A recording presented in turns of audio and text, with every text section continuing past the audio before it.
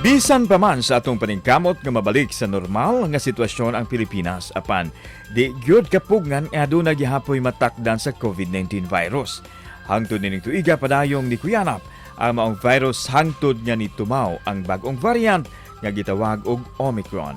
Ug atong hisgutan kung unsa kaha ang gihimo sa gobyerno aron kini mapugnan. Atong mahinabi ang Chief Pathologist sa DOH-7 dinhi sa GMA Regional TV Live.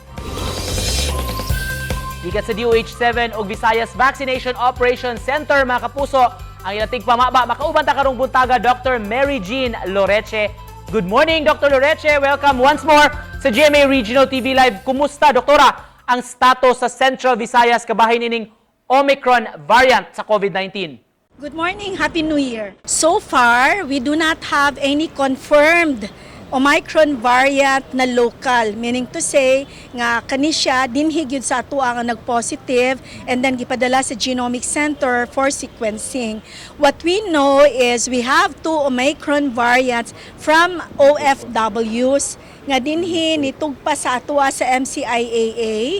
Ang usa pareho silang nitugpa lang dinhi pero dili sila dinhi gyud no ang ilang endpoint sa ilang travel. So these are OFWs and we tested them here. One of them we tested here for day 5.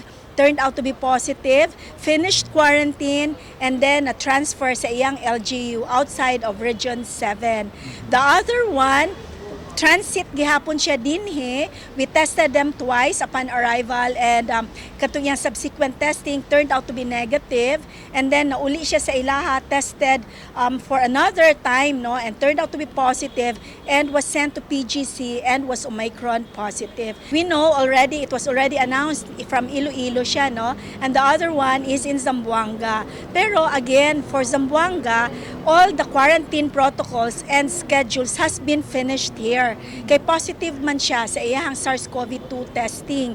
So we had to extract, isolate, finish the 14 days prior to sending him home.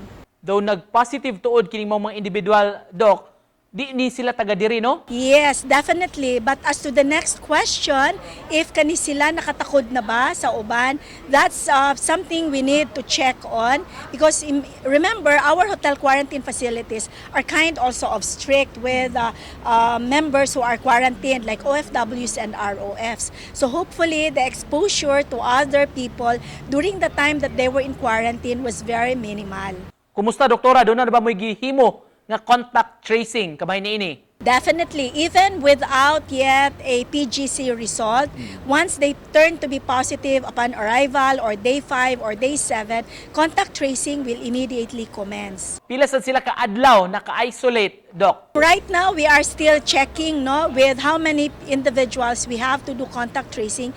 But during that time, when they turned out to be positive, they are extracted. So contact tracing immediately in the area where they are. No? And then they are transferred to the isolation facility. So very, very minimal contact with other people. Pung paninyo, doktora, Omicron-free pa ang Central Visayas apan karon nga medyo luag na ang mga restrictions, ubay-ubay na ang nanggawas unsa may masulti nimo ini, Doc?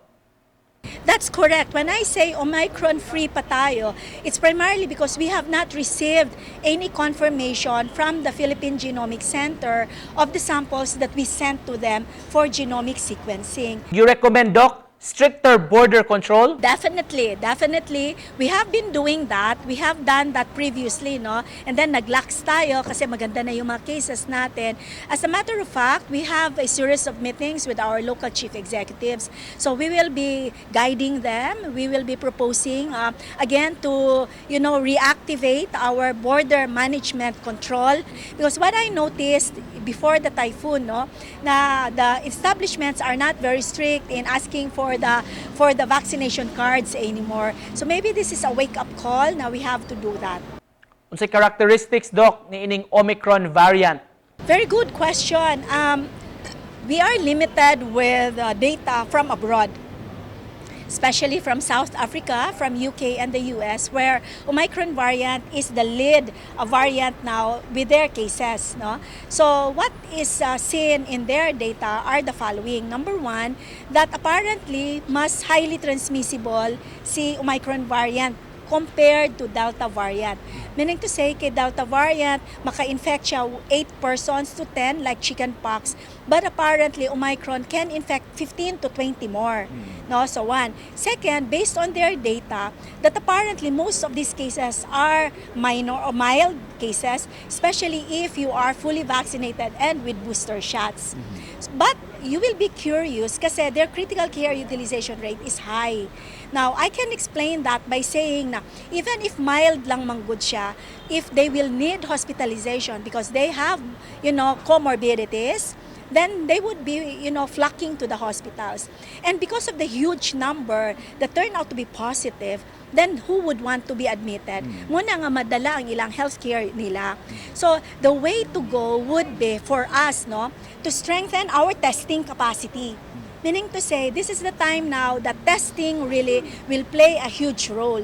And we may even, just use rapid antigen tests for immediate screening and for monitoring purposes. So we have to include that in our guidelines for border control management. Alright, daghan kay salamat, Doktora, sa mahinungdanon, gyud kay nga impormasyon kabahin sa estado nato sa COVID-19 dinhi sa Central Visayas, Makapuso, Dr. Mary Jean Loreche.